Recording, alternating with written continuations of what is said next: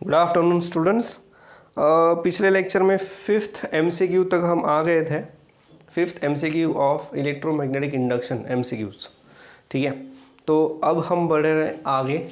Question number 6 है, flux in a circuit of resistance 10 ohm varies with time as phi equal to T square minus 5t plus 1। Induced current at t equal to 0.25 second is. Current पूछा है, पर पहले हमें EMF ढूंढना पड़ेगा क्योंकि flux से हमें ईएमएफ मिलेगा। So EMF can be given by minus d phi by d t and I am interested in magnitude, so it will be only d phi by d T.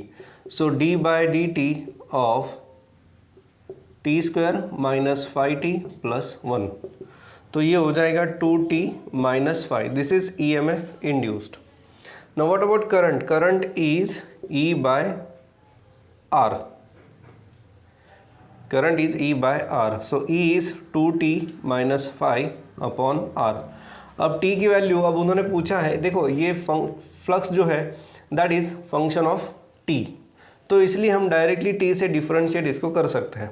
उसके बाद हमें EMF का एक expression मिला in terms of t। अब हमें चाहिए current, तो current is E upon R। सो ई की जगह पे ये टी का फंक्शन हमने यहाँ पे लिख दिया और अब हमें सिर्फ यहाँ पे टी की वैल्यू पुट करनी है। हाँ, यहाँ पे माइनस साइन यूज़ करने का एक बेनिफिट हमें मिलेगा। तो बेनिफिट हमें ऐसा मिलेगा कि टी स्क्वायर, एक सेकेंड, मैंने फंक्शन चेक नहीं किया, एक मिनट। एक करेक्शन है यहाँ पे, ये 6 टी स्क्वायर है, मैं असाइनमेंट में कर दूंगा वो correction, that is 6 T square मैं यहाँ पे कर देता हूँ। ओके ठीक है, इसको बाद में करना पड़ेगा। So here it is 6 T square, तो यहाँ पे ये 6 टी स्क्वायर, तो ये हो जाएगा 12t माइनस 5। हाँ जी, तो ये आ गया 12t माइनस 5। सो 12 इंटू टी, टी की जगह पे हमें अभी ये टाइम पुट करना है। So that is equal to 0.25 minus 5, this divided by resistance, resistance है आपका 10। अब देखते हैं ये 0.25 यानी 1/4 आ जाएगा। सो ये I जो है आपका, I जो मुझे यहाँ पे मिल रहा है, अब देखो ये 1/4, 12/4 3 माइनस 5 डिवाइड बाय 10, तो ये आ जाएगा -2/10। तो ये जो करंट है ना वो हमें मिलेगा 0.2 एम्पियर मैग्नीट्यूड में, तो 0.2 ampere. Yes, we are getting it as option D. So option D is the answer for question number 6। अब बात करते हैं क्वेश्चन नंबर 7 की। हालांकि क्वेश्चन नंबर 7 जो है ना ऐसा ही एक कंफ्यूज करने के लिए पूछ डाला है उन्होंने। क्या है देखो, wire is moving in the magnetic field B, if its cross sectional area doubles then what will be the direction of induce EMF. सबसे पहले तो इंड्यूस ईएमएफ की जो डायरेक्शन है that is not dependent on area. ठीक है, area of cross sectional area of conductor. ठीक है, तो एक रॉड जा रहा है तो रॉड में ईएमएफ इंड्यूस होगा, वो सब बराबर है, but direction is independent of cross section area of conductor. So यहाँ पे कोई भी चेंज यहाँ पे नहीं होगा, तो इसका जो आंसर है that is option A, no change. ठीक है, नेक्स्ट क्वेश्चन नंबर 8 की बात करते हैं। मैं स्टेटमेंट पढ़ रहा हूँ, मैंने हालांकि पूरी स्टेटमेंट नहीं लिखी, थोड़ी ज़्यादा बड़ी स्टेटमेंट है यहाँ पे। Magnetic field of 2 × 10⁻² tesla acts at right angles to a coil of area 100 centimetre square with 50 turns. यहाँ पे नंबर ऑफ टर्न्स दिए हैं 50। ठीक है, and the average EMF induced in a coil is 0.1 volt when it is removed from the field in time t, the value of t is। यानी एक coil है जो मैग्नेटिक फील्ड में रखी है और उसको तुरंत हमने निकाल दिया मैग्नेटिक फील्ड से, तो यहाँ पे फ्लक्स जो है वो चेंज हो जाएगा।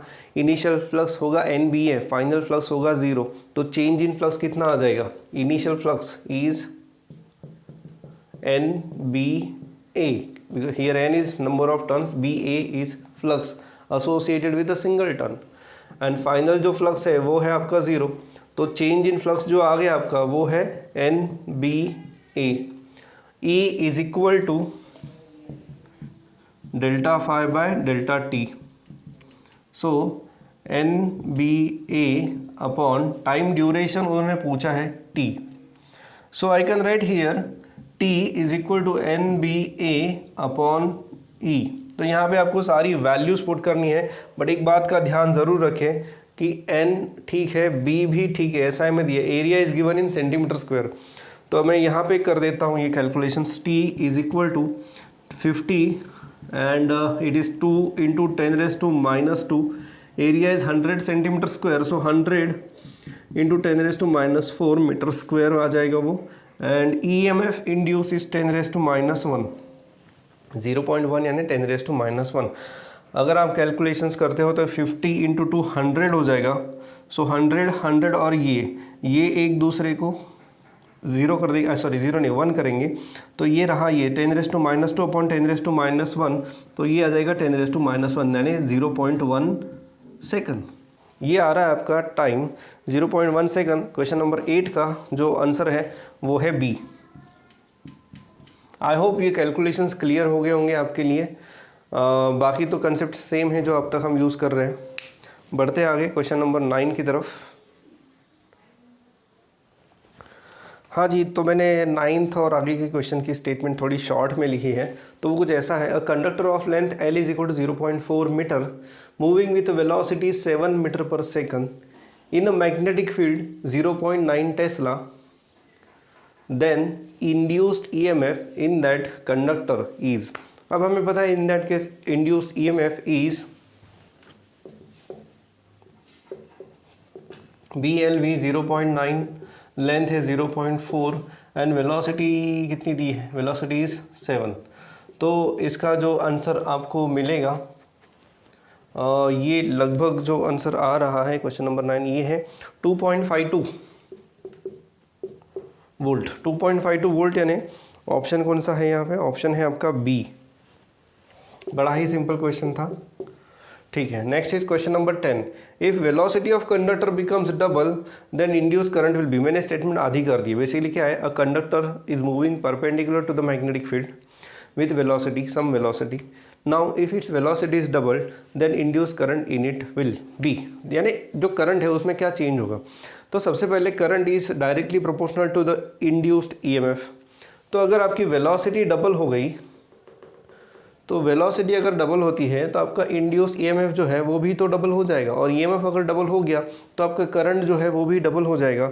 तो यहाँ पे जो आंसर है ना क्वेश्चन नंबर 10 का, that is 2I, where I is initial current, I is initial current. तो बाद में जो चेंज होगा that is 2I। Next question number 11। A wire is moving with velocity 12 into 10⁻² metre per second in B magnetic field 0.5 Tesla.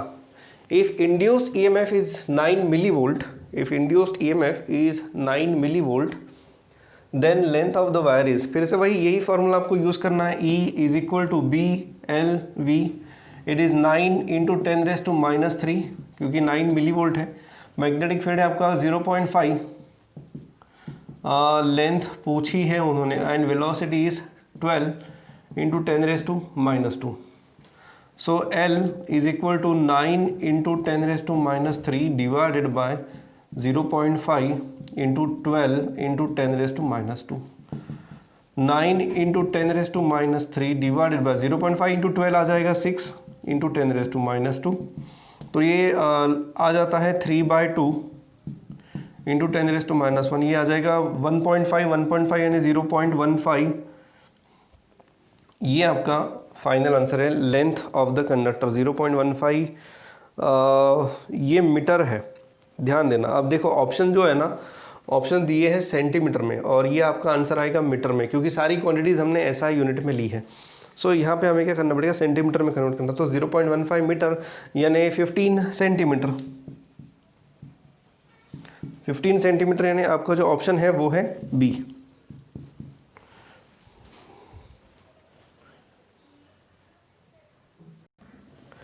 तो ये हैं अगले 3 questions 12, 13, 14। Question number 12 है, a straight conductor of length 4 metre moving with a velocity 10 metre per second making angle of 30 degree with magnetic field B, and here B की जो value दी है वो है 0.1 tesla, then induced EMF is. देखो मैंने symbolically लिखा है, पूरी स्टेटमेंट नहीं लिखी है, I am saving time as well as space.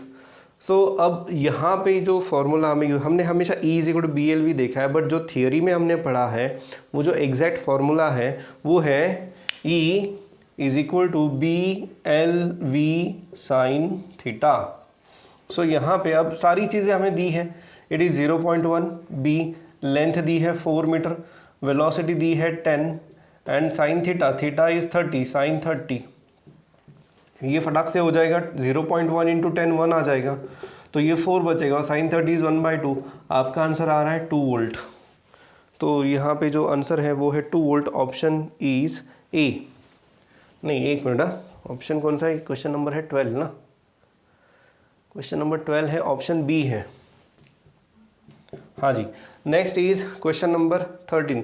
Flux varies at the rate of, यानी यहाँ पे पूरी स्टेटमेंट नहीं लिखी, यहाँ पे लिखा है flux associated with the coil varies with the rate of 1 weber per minute, then induced EMF in the coil is.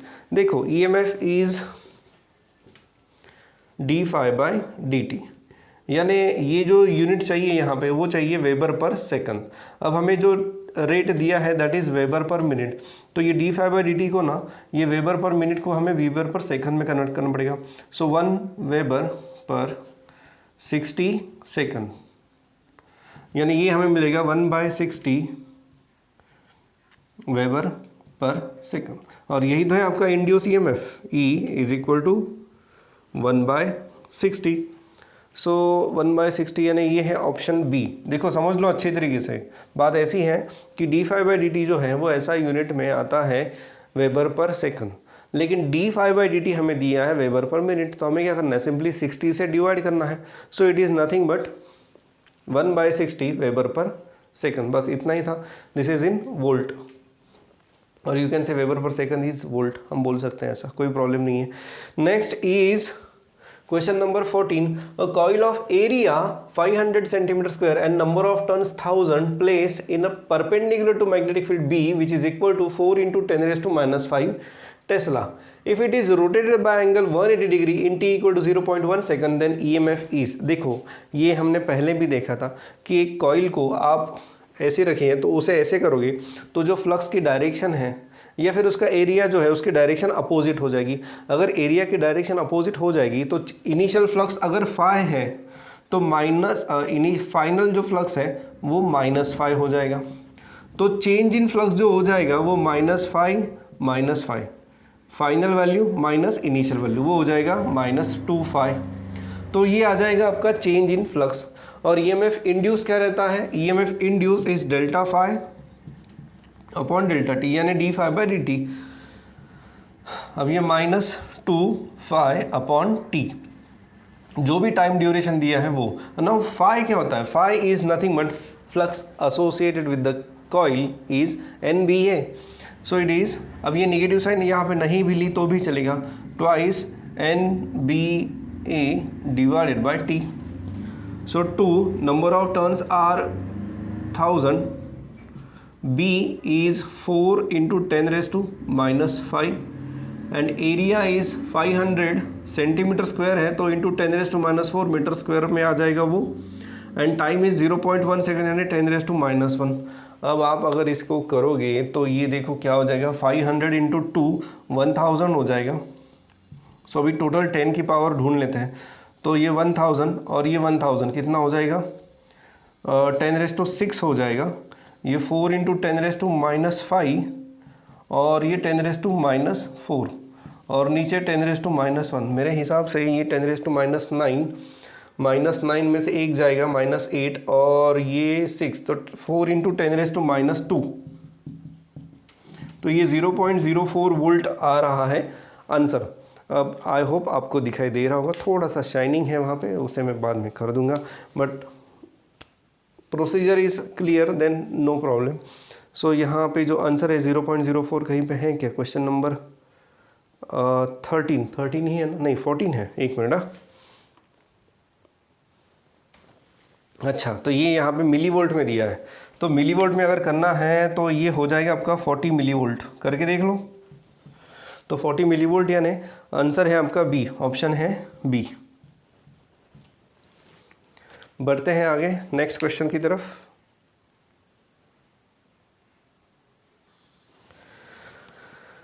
तो क्वेश्चन नंबर 16 है यहाँ पे, a metal rod of length L is equal to 1 meter is rotated in a plane which is perpendicular to the magnetic field. ठीक है, वो मैंने ज़्यादा detail में नहीं लिखा। और मैग्नेटिक फील्ड की वैल्यू दी है, दैट इज़ कितनी दी है, 5 × 10⁻³ tesla. If frequency of rotation is 1800 RPM, then E is equal to, E की वैल्यू पूछी है, यानी induced EMF in that rod. अब इसका एक्सप्रेशन हमने डिराइव किया है already. So induced EMF in the rod can be given by E is equal to B⍵R² divide by 2। This is the expression, B⍵R² divided by 2। So B की value जो है यहाँ पे है 5 × 10⁻³ अब सबसे बड़ी बात तो यह है कि ये ओमेगा है 2πf। रेडियस यानी लेंथ हो जाएगी रॉड की, तो रेडियस है 1 और उसका स्क्वायर, तो चलो ये कैलकुलेशन हमारा बच गया, थोड़ा कम हो गया इसकी वजह से, डिवाइड बाय 2। अब देखो फ्रीक्वेंसी f जो है ना वो है 1800 RPM, तो उसे हमें RPS में कन्वर्ट करना पड़ेगा। सो 1800 डिवाइड बाय 60, तो ये हो जाएगा RPS। तो ये जो आंसर आ रहा है ना आपका वो है 30 RPS। तो अब देखते हैं वैल्यूज पुट करके। सो 5 × 10⁻³ 2 × 3.14 × 30 डिवाइडेड बाय 2। ये 2 गया और ये बचे हैं कैलकुलेशंस जो आपके ऊपर मैं छोड़ रहा हूँ। एनीवे जो आंसर मुझे यहाँ पे मिलता है वो है 0.471 वोल्ट। कैलकुलेशंस कंफर्म करो, कोई प्रॉब्लम है तो मुझे बताओ। Next is question number 17। A circular coil of radius 0.5 meter and resistance capital R use किया है रेजिस्टेंस के लिए, resistance 3.14 ohm is placed so that its plane is perpendicular to the magnetic field. ठीक है, चलिए फाइंड dB/dt यानी find rate of change of magnetic field with respect to time so that the induce current in the coil is 50 milli ampere in a coil. ठीक है, सो इसके लिए हमें क्या करना पड़ेगा, हमें इंड्यूस करंट जो है ना I that is equal to E/R। So that means E/R जो दिया है वो दिया है 50 मिली एम्पियर यानी 50 × 10⁻³ E is equal to 50 × 10⁻³ R को इधर शिफ्ट किया। E का मतलब क्या है, E का मतलब है dφ/dt that is equal to, देखो इसका मतलब E का मतलब है dφ/dt, निगेटिव साइन मैंने निगलेक्ट कर दी है, d/dt of number of turns कुछ मेंशन किए हैं नहीं, यानी यहाँ पे देखो अगर नंबर ऑफ टर्न्स मेंशन नहीं किए हैं इसका मतलब ये होता है कि ये कॉइल में सिर्फ एक ही टर्न है। ठीक है, तो वो हो जाएगा 1, तो BA that is equal to 50 × 10⁻³ into resistance की वैल्यू दी है, yes it is 3.14, let us keep it 3.14 only. हाँ जी, तो अब हमें क्या ढूंढना है, हमें ढूंढना है dB/dt क्योंकि A एरिया तो कांस्टेंट है उसका। सो A × dB/dt, ध्यान से देखो d/dt और B × A, इसमें एरिया कांस्टेंट है तो उसको हमने बाहर लिया, बचा क्या dB/dt और यही तो हमें निकालना है, इज इक्वल टू 50 × 10⁻³ × 3.14। तो अगर मुझे dB/dt चाहिए तो ये जो एरिया है वो उसको उधर शिफ्ट करूँगा तो एरिया आ जाएगा इधर। अब एरिया का मतलब क्या होता है, एरिया इज πr²। ठीक है, सो पाई रेडियस स्क्वायर यानी 0.5 × 0.5, तो पाई यानी ये कैंसिल हो जाएगा और इसका जो आंसर आ जाएगा ये आ जाएगा 100।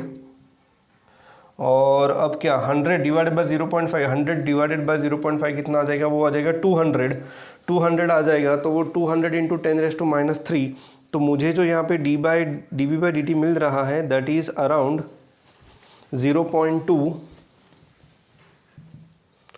अब देखो हाँ, अब यहाँ पे क्या है क्वेश्चन में ना थोड़ा कंफ्यूज कर दिया उन लोगों ने। कैसे कंफ्यूज किया, by giving 2 units same value. देखो वहाँ पे 0.2 weber per meter square per second, क्योंकि बराबर है dB/dt आपको चाहिए, dB/dt चाहिए तो आप यहाँ पे dB/dt का यूनिट क्या रहेगा, B का यूनिट है weber per meter square and dt यानी weber per meter square per second. सो weber per meter square per second, ये यूनिट आएगा। या फिर दूसरा बी का यूनिट, दूसरा यूनिट है टेस्ला, टेस्ला पर सेकंड और टेस्ला पर second.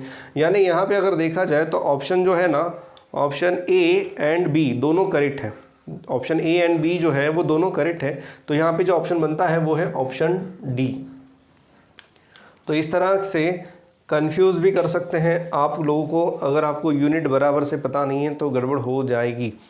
So this is it for question number 16 and 17। अरे हाँ, 15 के बारे में मैंने बताया नहीं, 15 आपको होमवर्क है, बहुत ही सिंपल क्वेश्चन है, करके देख लो। कोई डाउट है तो आप पूछ सकते हो। ऐसे कुछ और क्वेश्चंस मैं आपको इसी वर्कशीट में से दूंगा फॉर होमवर्क, थोड़ी है, ज़्यादा नहीं है।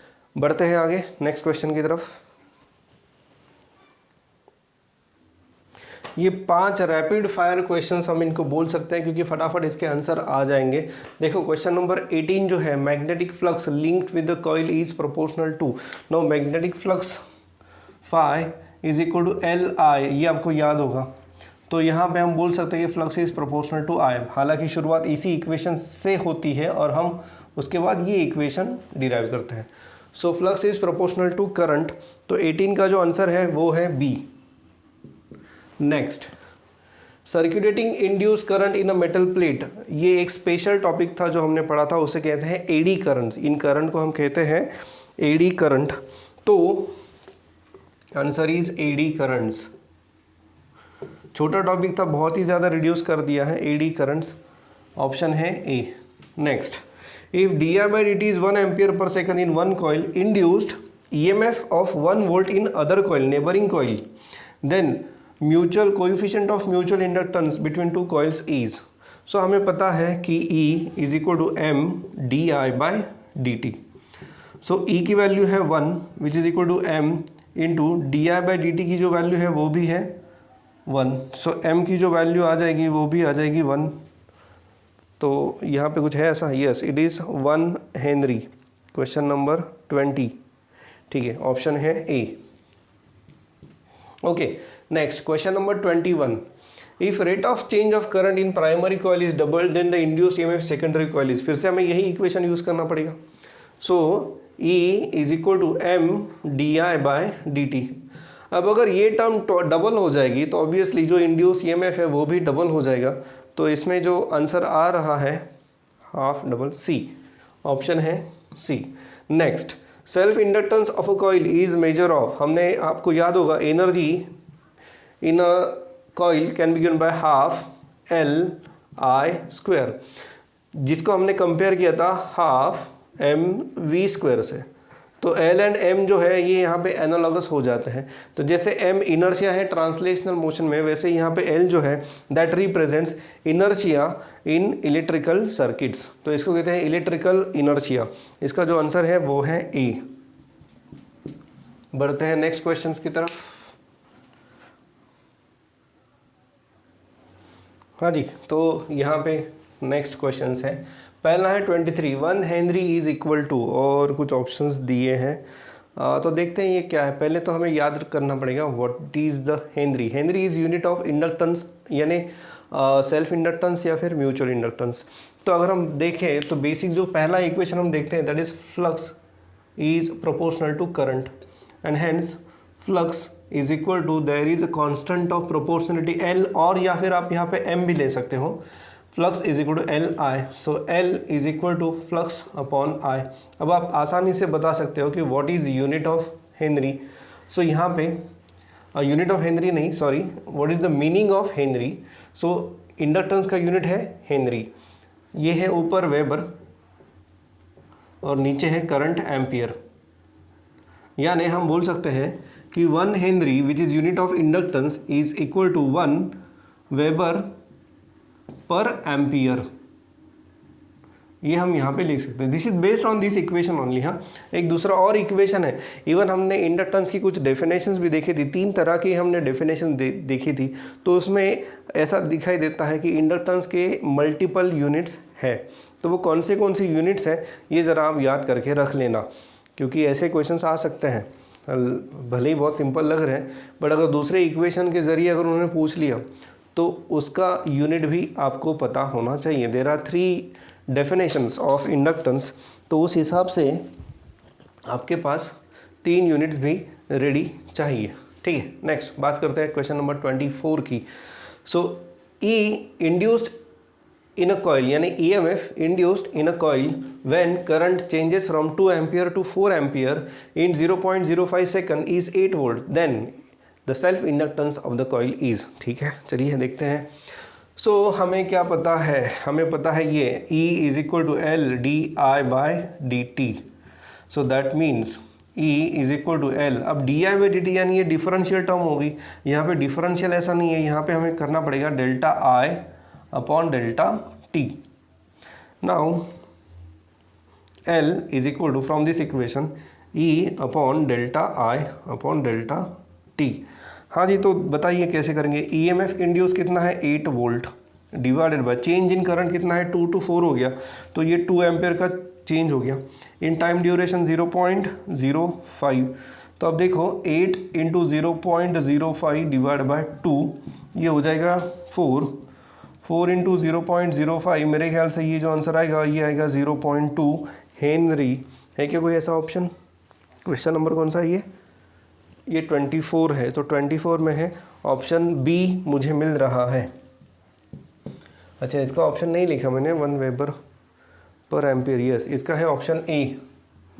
ठीक है, 24 का ऑप्शन बी आ रहा है 0.2 हेनरी, या फिर वेबर पर एम्पियर में भी पूछा जा सकता है। तो वो इसलिए मैं बोल रहा हूँ क्योंकि अगर ऑप्शन में यूनिट दिया है अलग तो वहाँ पे थोड़ा आप डगमगा सकते हो। तो you should know all the units of self inductance.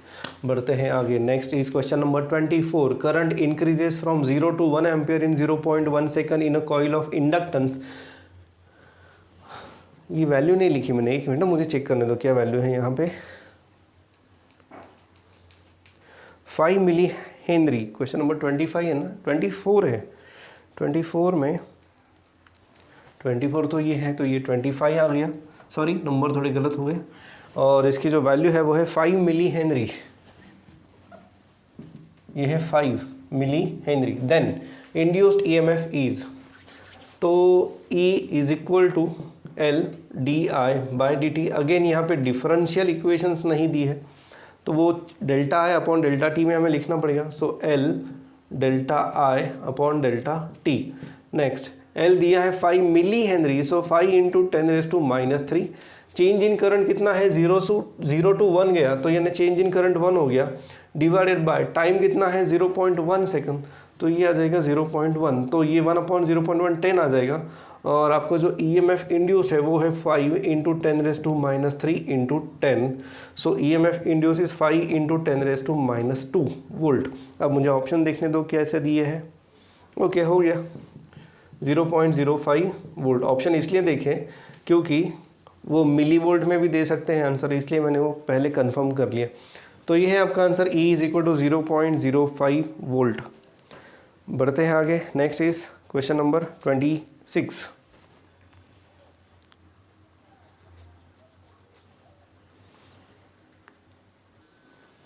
ये है question number 26। The self inductance of the coil of 100 turns in which current of 4 ampere produces flux of 40 Weber is। अब जो टेक्स्ट बुक में equation है आपके, वो equation मैं आपको बता देता हूँ क्या इक्वेशन है। वो इक्वेशन है कुछ ऐसा, N phi is equal to L into I. आपको ये इक्वेशन दिखाई देगा, ढूंढो अभी इसे, मैं पेज नंबर और इक्वेशन नंबर नहीं बताऊँगा, पढ़ो इसे। तो N phi is equal to L into I, ये इक्वेशन है। सो क्या हमें यहाँ पे n की वैल्यू पुट करना ज़रूरी है? तो मेरे ख्याल से नहीं, क्योंकि वो ऑप्शंस मैच नहीं करेंगे अगर आप n की वैल्यू पुट करोगे तो। दूसरा है, यहाँ पे ऐसा नहीं बोला है कि current produces flux of 40 weber पर टर्न। पर टर्न का ऐसा कोई यहाँ पे मेंशन नहीं किया गया है कि सिंगल टर्न का फ्लक्स इतना आ रहा है। तो हम यहाँ पे ये कंसिडर कर सकते हैं कि जो फ्लक्स दिया है, कौन सा फ्लक्स दिया है? 40 वेबर। सो ये टोटल ये फ्लक्स दिया है n इंटू 5, ये टोटल फ्लक्स यहाँ पे दिया है। So it is 40। L जो है आपका वो हमें निकालना है, और करंट जो है वो है 4। सो L जो बनेगा आपका वो बनेगा आपका 10 हेनरी। सो एक यहाँ पे होपफुली फर्दर वो थोड़ा सा क्वेश्चन को और ज़रा क्लैरिफाई कर सके ताकि ये कन्फ्यूजन ना हो। अदरवाइज़ हाँ, इसमें स्टूडेंट्स ऑब्जेक्शन उठा सकते हैं कि नहीं सर ये ऐसा नहीं देना चाहिए था। हालांकि अगर ब्रॉड व्यू रखा जाए तो हम ये बोल सकते हैं कि जो फ्लक्स दिया है वो पर यूनिट टर्न नहीं दिया है, इसलिए आपको इसे n फाई ही कंसिडर करना पड़ेगा। इसे अच्छी तरह से याद करो। तो ऑब्जेक्शन उठाओगे तो भी ज़्यादा फर्क नहीं पड़ने वाला, बट लेट अस एक्सपेक्ट कि मोर क्लैरिटी आ जाए इस क्वेश्चन में तो ज़्यादा बेटर रहेगा हमारे लिए भी सॉल्व करने के लिए। तो that's it for this lecture. आगे के क्वेश्चंस में नेक्स्ट लेक्चर में कवर करूँगा। क्वेश्चन नंबर 26 तक हमारे हो गए हैं, आगे हम बढ़ेंगे नेक्स्ट टॉपिक पे, आई मीन नेक्स्ट क्वेश्चंस पे। तो ठीक है, अभी के लेक्चर के लिए बस इतना ही। कोई भी डाउट है तो आप पूछ सकते हो।